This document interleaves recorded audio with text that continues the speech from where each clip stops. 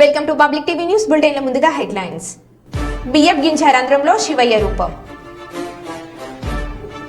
Devarakonda ration card దుకాణాల్లో vigilance అధికారుల తనిఖీలు.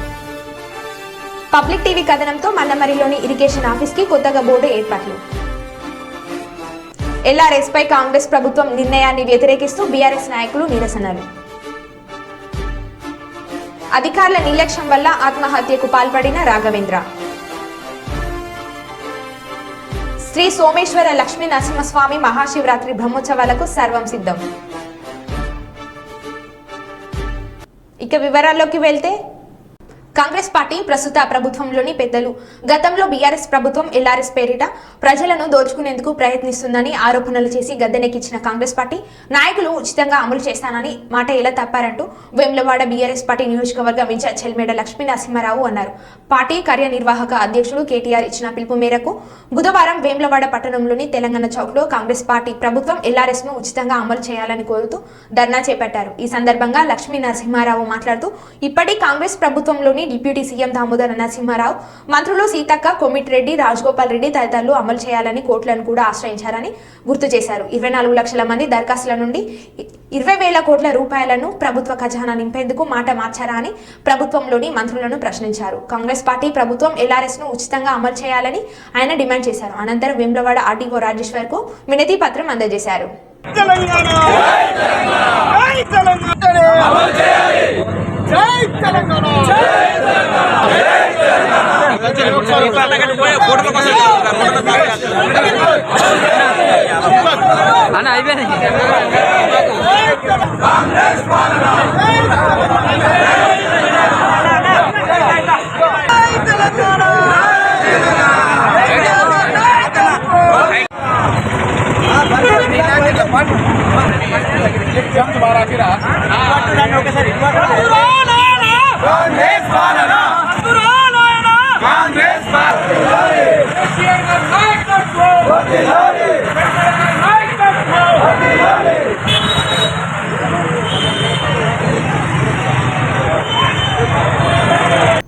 బాపట్ల జిల్లాలో పార్లమెంట్ శాసనసభ ఎన్నికలకు అవసరమైన ఈవీఎం యంత్రాలు కట్టుదిట్టమైన భద్రత మధ్య సిద్ధంగా ఉంచామని జిల్లా ఎన్నికల అధికారి కలెక్టర్ పి రంజిత్ బాషా తెలిపారు.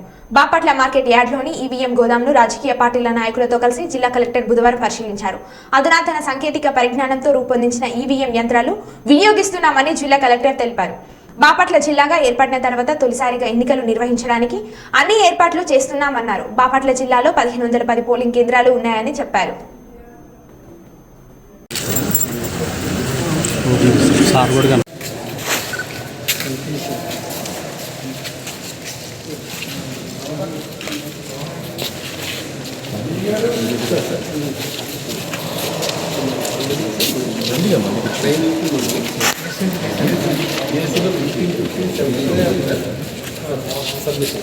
ఇప్పుడు మనం ఏసీలో సార్ మేము 5.3 ఇస్తాం. నెక్స్ట్ సార్ టీసీలో సార్ ఇంతకుముందు ఏమీ ఇవ్వలేదు సార్. 100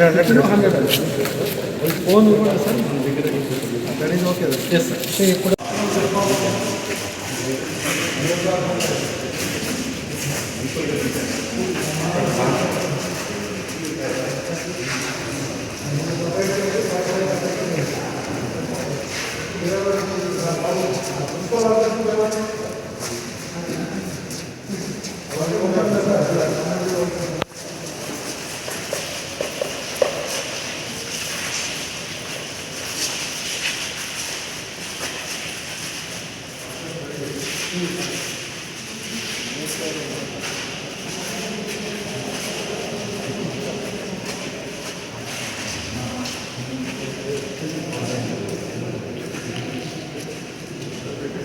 పడతాయి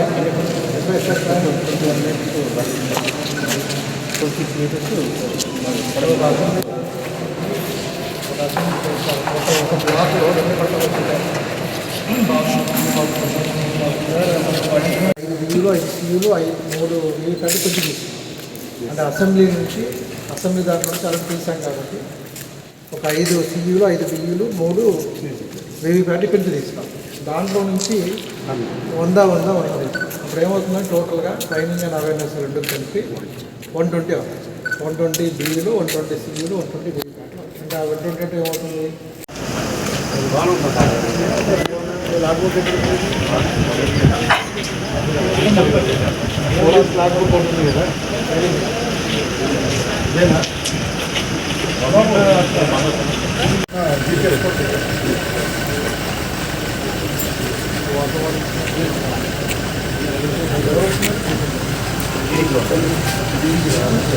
అందుకున్న తర్వాత అందరికీ మనం నెక్స్ట్ ప్లాన్ చేసినప్పుడు దర్శనం వికెట్ ఏదైతే కంప్లైంట్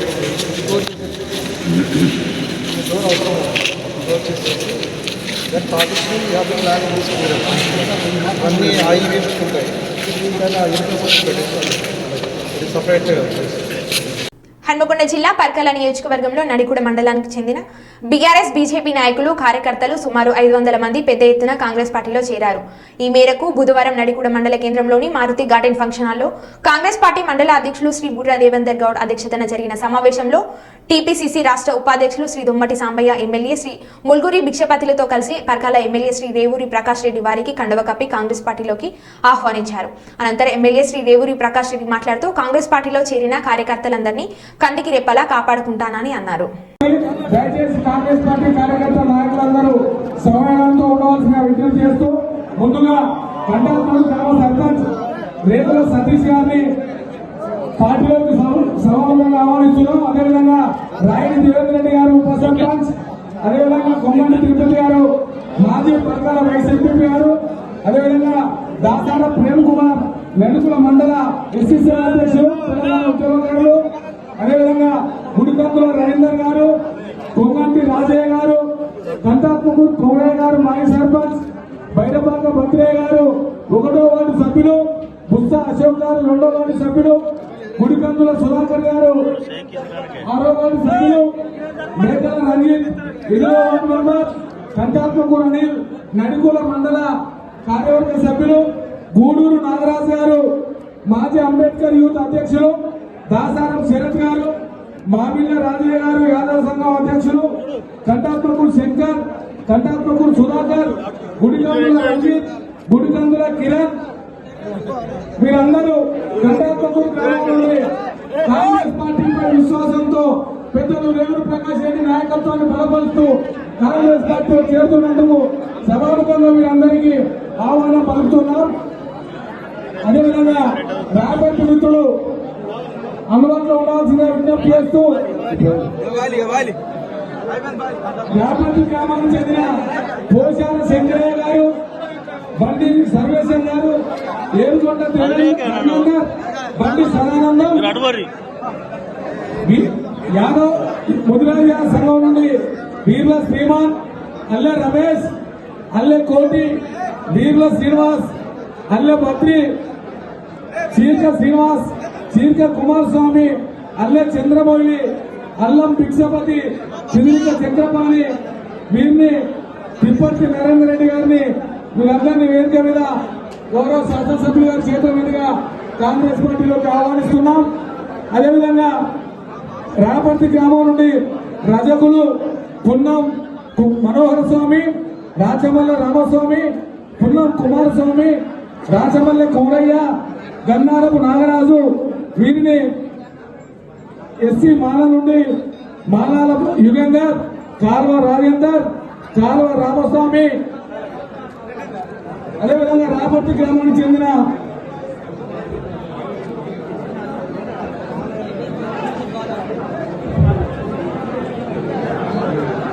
ఎస్సీ కులానికి చెందిన కొడపాక నవీన్ మాజీ వార్డు మెంబర్, ఆకినపల్లి లింగయ్య గారు మాజీ సర్పంచ్, కొడపాక సుదర్శనం మాజీ కారోబార్, కొడపాక సంజీవయ్య గారు, కొడపాక బొగిలి మాజీ వార్డు సభ్యులు, మాట్ల సాంబయ్య గారు, కోడపాక పౌల్ గారు సీనియర్ నాయకులు, కోడపాక రాజు గారు, వీరిని గౌరవ శాసనసభ్యులు గారి చేతుల మీదుగా కాంగ్రెస్ పార్టీలోకి కండువాలు కప్పుకొని ఆహ్వానించడం జరుగుతోంది. అదేవిధంగా తంగెళ్ల రాజు గారు, జగన్ ప్రసాద్ గారు, కోడపాక సందీప్ గారు, మాట్ల ప్రసాద్, మాట్ల రమేష్, మాట్ల సురేందర్, కోడపాక అరుణ్ కుమార్, గణపాక విజయ్, మాట్ల రాజు, విక్రమ్, మాట్ల సుమన్, మాట్ల మహేష్, కోడపాక రాహుల్, మాట్ల మొగిలి, మాట్ల విష్ణువర్ధన్, పవన్, కోడపాక రాము, కోడపాక పవన్, పసుల కుమార్, కోడపాక ప్రశాంత్, మట్ల రాజు, కోడపాక రాజు, కోడపాక రాజయ్య, కోడపాక ఇల్లస్వామి, కోడపాక రాజేందర్, కోడపాక మొగిలి, కోడపాక సురేష్, కోడపాక భద్రయ్య, మట్ల సురేష్, మట్ల రఘు, మాట్ల రమేష్, మాట్ల రాజేష్, కోడపాక మాణిక్యం, అంకిల్ల అశోక్, కోడపాక బాబు, కోడపాక చిన్న రామస్వామి, కోడపాక సునీల్, అదేవిధంగా ఎండి శబానా. కుటుంబ పార్టీ ఇవాళ మనం చూస్తున్నాము.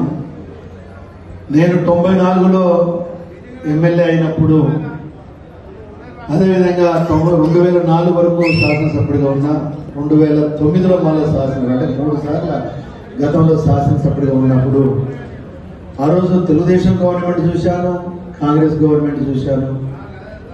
కాంగ్రెస్ గవర్నమెంట్ ఉన్నప్పుడు కూడా 5 సంవత్సరాలు నేను అధికారంలో ఉన్నాను. అదే కాకుండా ఈ 10 సంవత్సరాలు బీఆర్ఎస్ గవర్నమెంట్ను బయట నుండి చూశాను. ఎంత దౌర్భాగ్య పరిస్థితి అంటే నిజంగా నాకు 32 సంవత్సరాలు 32 సంవత్సరాల రాజకీయ అనుభవం ఉన్న వ్యక్తిగా చెప్తున్నాను. తెలంగాణను దోసుక తిన్నది ఎవరయ్యా అని అంటే మన నోటికి ఎవరు వస్తారు? ఇప్పుడు అంతకుముందు ఏది వచ్చేది, ఆంధ్ర నాయకత్వం దోసుక తింటున్నది అని చెప్పి మాట్లాడేవాళ్ళం. కానీ ఎంత బాధాకరమైన విషయము అని అంటే, ఆంధ్ర నాయకత్వం దోసుక తిన్నదో లేదో భగవంతుడు తెలవాలి. కానీ ఈరోజు ఈ చంద్రశేఖరరావు కుటుంబం మాత్రం మొత్తం తెలంగాణ వనరులను పూర్తిగా దోసుక తినడంలో ఎలాంటి అతిశక్తి లేదని చెప్పి ఈ సందర్భంగా మనం చేస్తున్నాం. మన ఉద్యమం స్ఫూర్తి అనేది మొదలు మనం ఒకసారి ఆలోచిస్తాం. నిధులు, నీళ్లు, నియామకాలు. నిధులు, నీళ్లు, నియామకాలు అంటే ఈ 3 ప్రధాన అంశాల మీద జరిగితే ఈ 3ని దోచుకు తిన్న వ్యక్తి ఎవరు అని అంటే కేసీఆర్ కుటుంబం అని చెప్పి మనం చెప్పక తప్పదు అని చెప్పి ఈ సందర్భంగా మనం చూస్తున్నాం. ఇవాళ మనం చూస్తున్నాం, మన రాష్ట్రము తెలంగాణ రాష్ట్రం ఏర్పడినప్పుడు 2014లో మనకు తెలంగాణ రాష్ట్రం ఏర్పడ్డది అంటే ఒకసారి మీరు చూస్తే దగ్గర దగ్గర 60-65 సంవత్సరాల తర్వాత తెలంగాణ ఏర్పడ్డది.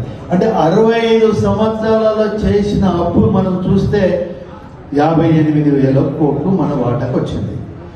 మరి మన రాష్ట్రం ఏర్పడ్డప్పుడు మన ఆర్థిక పరిస్థితి ఏంటి అని అంటే, హైదరాబాద్లో ఐటీ వనరులు కానీ, లేదా తెలంగాణలో ఉన్న వ్యవసాయదారులు కష్టపడి సంపాదించే పంటల ద్వారా వచ్చిన వనరులు కానీ, లేదా ఈ ప్రాంతంలో ఖనిజ సంపద వల్ల కానీ 16,000 కోట్ల మిగులు బడ్జెట్తో ఏర్పడ్డది తెలంగాణ రాష్ట్రం అనేది. ఇది మనం చెప్పడం కాదు, ఇది పత్రికా ముఖంగా ఆ రోజున్న కేంద్ర ప్రభుత్వము, మన కాంగ్రెస్ ప్రభుత్వం అధికారం ఉన్నప్పుడే చాలా స్పష్టంగా మరి బైఫర్గేషన్ యాక్ట్లో చూపించిన విషయాలు. అంటే మనం విడిపోయేటప్పుడు ఏదైతే కాయిదాలు రాసుకుంటామో ఆ కాయిదాలలో స్పష్టంగా ఉన్న వివరాలు ఇవి అని చెప్తుంటారు. కానీ ఇవాళ మనం చూస్తున్నాం, ఇవాళ ప్రధానంగా నీళ్లు అన్నప్పుడు ప్రజలలో సహజంగా ఒక సెంటిమెంట్ ఉంటుంది.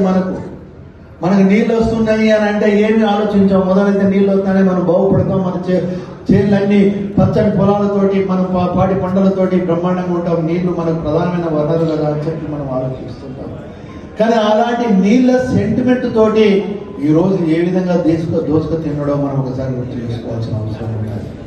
ఇవాళ మనం చూస్తున్నాం, మన పక్కనే ఉన్నది మేడిగడ్డ ప్రాజెక్టు, కాళేశ్వరం ప్రాజెక్టు. కాళేశ్వరం పేరుతోటి అప్పులు చేసి లక్షల కోట్లు దోసుకు తిన్నాడు ఈ పెద్ద మనిషి. అంటే మన నీళ్లు మనం అనుకున్నాం, కానీ నీళ్ల పేరుతోటి, నీళ్ల సెంటిమెంట్ తోటి ఈ రాష్ట్ర ప్రజల యొక్క శ్రమను, చెమటను దోసుక తినడం చెప్పట్లో ఎలాంటి అతిశక్తి లేదు అని చెప్పి ఈ సందర్భంగా మనం చేస్తున్నాను.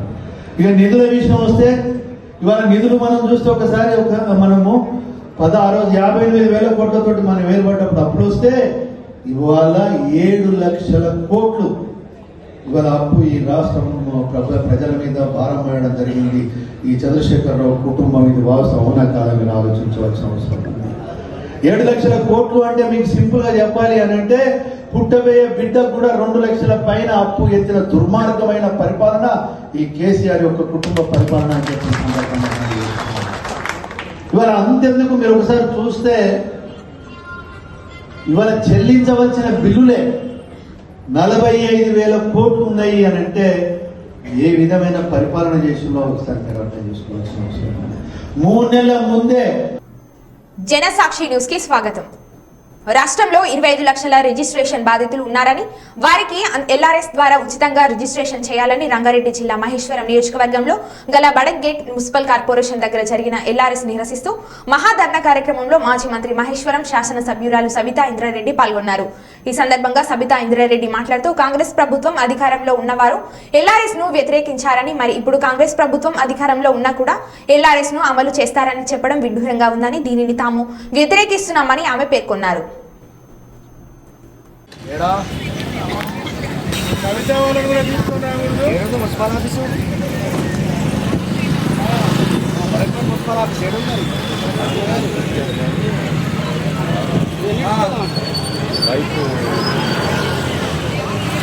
కొత్త మున్సిపల్ ఆఫీసా ఏడులో చెప్పరాదమ్మా.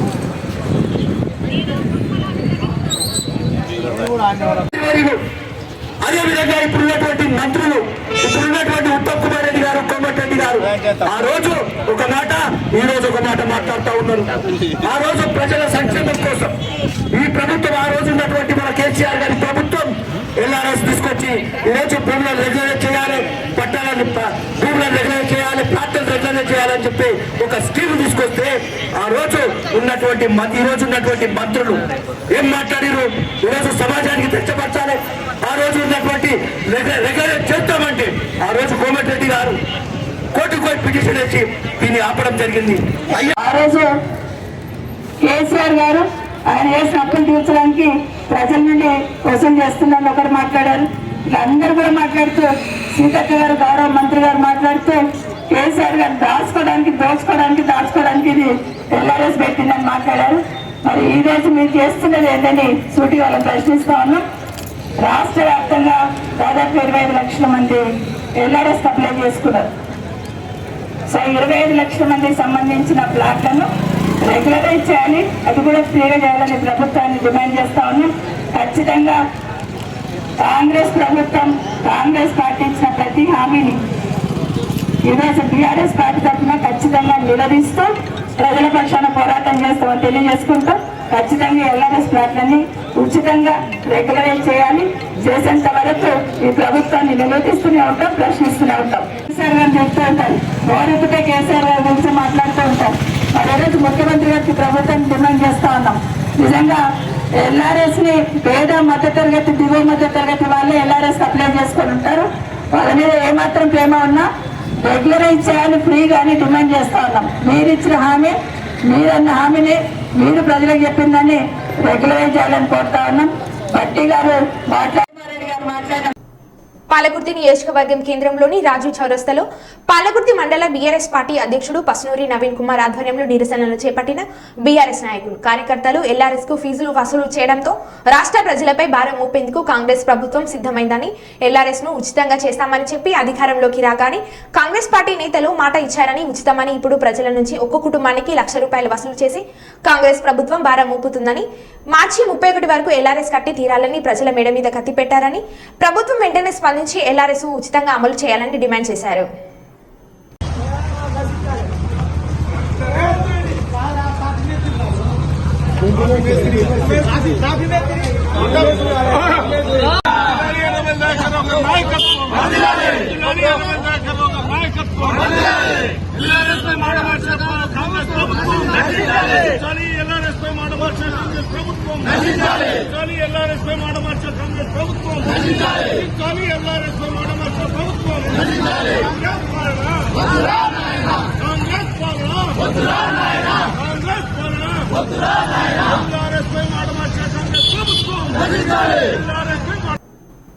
పత్తికొండ నియోజకవర్గం మదిఖేర మండలం రెవెన్యూ పరిధిలో 2014 సంవత్సరంలో అప్పుడు ప్రభుత్వం 444/2B సర్వే నెంబర్ నందు దళితులకు ఎస్సీ కార్పొరేషన్ నిధుల కింద భూమిని కొనుగోలు చేసి పంపిణీ చేశారు. అయితే ఇప్పుడున్న రాష్ట్ర వైఎస్ఆర్సీపీ ప్రభుత్వం దళితులకు ఇచ్చిన భూమిని అధికార పార్టీ నాయకులు అధికారుల మీద ఒత్తిడి తీసుకొచ్చి అగ్రవర్ణాలకు పట్టాలు పంపిణీ చేసే కార్యక్రమం మొదలుపెట్టగా విషయం తెలుసుకున్న ఎంఈఆర్పీఎస్ నాయకులు ఆధ్వర్యంలో దాదాపు 28 రోజులుగా నిరాహార దీక్ష చేపట్టిన పెద్ద ఎత్తున ధర్నా చేపట్టిన అధికారులు స్పందించలేకపోవడంతో ఏపీ ఎంఆర్పీఎస్ జిల్లా అధ్యక్షులు రాఘవేంద్ర పురుగుల మందు తాగి ఆత్మహత్య ప్రయత్నానికి పాల్పడ్డారు. వెంటనే హాస్పిటల్ కు తరలించారు.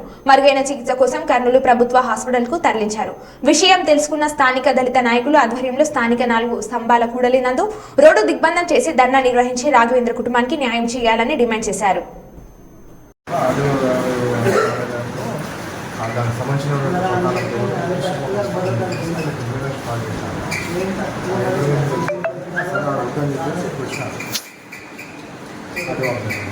దానికి అది ఆల్రెడీ డొనేషన్ అయినట్టు అని బాగా ఇంకా ఇవో 4 లక్షల ఉన్నారు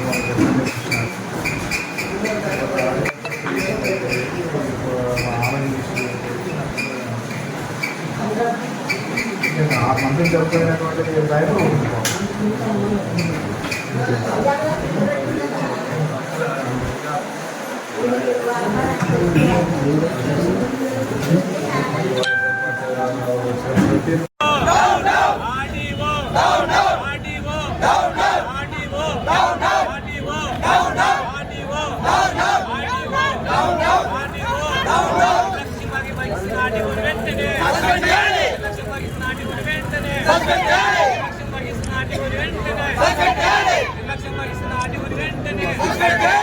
అధికార మండల తహసీల్దార్ గారిని వెంటనే అధికార మండల తహసీల్దార్ గారిని వెంటనే అధికార మండల తహసీల్దార్ గారిని వెంటనే అధికార మండల తహసీల్దార్ గారిని వెంటనే దళితుల ఐక్యత దళితుల ఐక్యత దళితుల ఐక్యత పెండింగ్ లో ఉన్నటువంటి భూపటాలను పెండింగ్ లో ఉన్న భూపటాలను పెండింగ్ లో ఉన్న భూపటాలను పెండింగ్ లో ఉన్న భూపటాలను పెండింగ్ లో ఉన్న భూపటాలను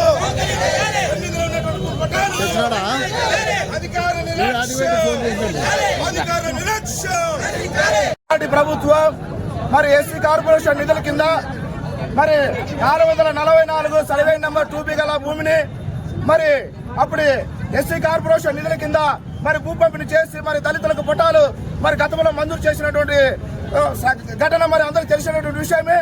మరి ఈ రోజు మరి ఆ భూమిని మరి ఆ గ్రామానికి చెందినటువంటి ఆ మండలానికి చెందినటువంటి మరి అదే గ్రామం చెందినటువంటి కొంతమంది అధికార పార్టీ నాయకులు మరి అధికారులతో కొమ్మకై ఆ భూమికి సంబంధించినటువంటి పట్టాలను మరి దళితులు కాకుండా మరి ఉన్నటువంటి అగ్రవర్ణ కులాలకు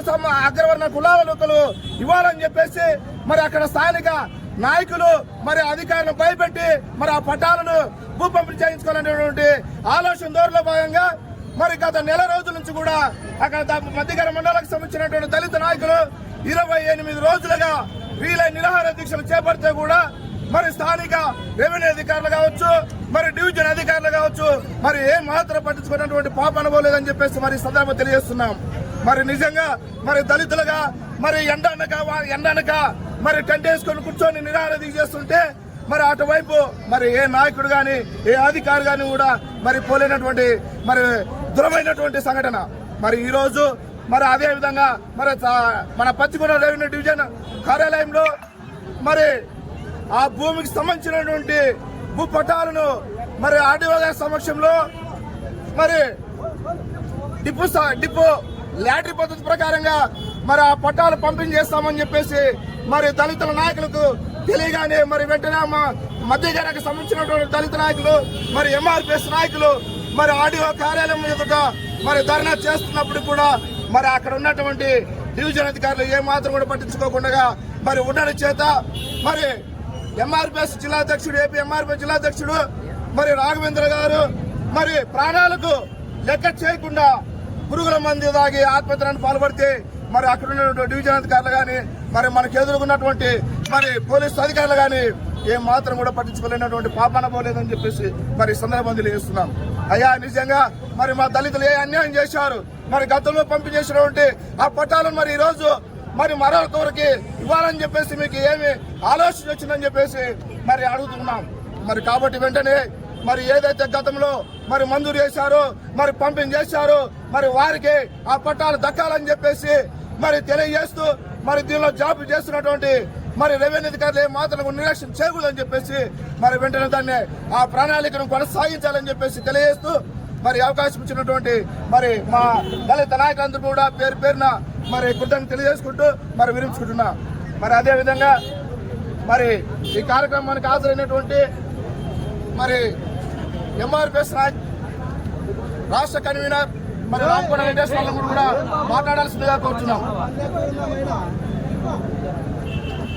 ఈరోజు సాయంత్రం టైంలో మరి దాదాపు రోడ్డు దిగ్బంధానికి కారణమైన రెవెన్యూ అధికారులు దాదాపు మధ్యాహ్నము 2 గంటల నుండి అదే గ్రామానికి చెందిన రాఘవేంద్ర గారు మరి ఒక జిల్లా అధ్యక్షుడిగా పనిచేస్తూ మరి పట్టికేర గ్రామంలో దాదాపు 15 రోజులు మరి మా ఎస్సీలకు పంపిణీ చేసిన భూమిని ఎస్సీలకు కాకుండా అన్ని కులాలకు పంచితే మరి మేము మా అన్యాయం అవుతామనే ఉద్దేశంతో దాదాపు 20 రోజులు టెంట్ వేసుకొని ఎంఆర్ఓ ఆఫీస్ ముందు కూర్చొని మరి చేస్తుంటే కూడా నిమ్మకు నీరెక్కినట్లు మరి అధికారులు మరి అక్కడ ఎంఆర్ఓ కావచ్చు, ఆర్టీఓ గారు కావచ్చు, మరి అధికార పార్టీ ఎమ్మెల్యే గారి మాటిని మరి నిమ్మకు నీరెక్కినట్లు ఏ నాయకుడైనా ఏ దళిత నాయకుడైనా కూడా మాట్లాడితే కూడా మరి ఆలోచన చేయకుండా అధికార పార్టీ నాయకులు చెప్పిన మాట విని మాదిగల్ని చిన్న చూపు చూస్తూ ఈరోజు మాదిగలకి మరి మాదిగలకు అన్యాయం జరుగుతుంది కాబట్టి నా కులానికి అన్యాయం జరిగితే నేను చచ్చిపోయినాకనే నా శవం మీద మీరు పట్టాలు పంపిణీ చేసుకోండి అనే ఉద్దేశంతో ఈరోజు రాఘవేంద్ర గారు మరి ఆర్టీఓ ఆఫీసు ముందు దాదాపు అందరికి కూడా అల్టిమేషన్ చేసి ఆర్టీఓ గారికి కూడా మా పంపిణీ చేస్తే నేను మందాకి చచ్చిపోతానని చెప్పిన పని చెప్తే కూడా మరి లెక్క చేయకుండా ఎంఆర్ఓ గారు, ఆర్టీఓ గారు వాళ్ళ ప్రాణాన్ని సిద్ధం చేస్తూ మరి పట్టాలు పంపుతారనే ఉద్దేశంతోనే మరి రాఘవేంద్ర గారు ఆవేదనకు గురై మరి మందు తాగి తాగడం జరిగింది. మందు తాగి సూసైడ్ చేసుకున్నాడు. కాబట్టి ఆయన చనిపోయినాకైనా మరి ఇప్పుడున్న ఎమ్మెల్యే గారు ఇప్పుడున్న అధికార పార్టీ వాళ్ళు మరి ఇప్పుడు పట్టాలు పంచుతారో మరి మీరు ఆరోగ్యం తెలుసుకుంటాము. రైతు సంఘాల ఆధ్వర్యంలో తెలియజేసుకుంటాం. ఎందుకంటే ఒక దళితుడు విమర్శిస్తే మహబూబాద్ జిల్లా బీఆర్ఎస్ పార్టీకి చెందిన వార్ municipal chairman Mangalapalli Ramachandraiah, vice chairman Jigu Surender Reddy మరియు ఇద్దరు కౌన్సిలర్లు దొంగని రేవతి, విద్యాల మాధవి, అనిల్ కాంగ్రెస్ పార్టీలో చేరారు.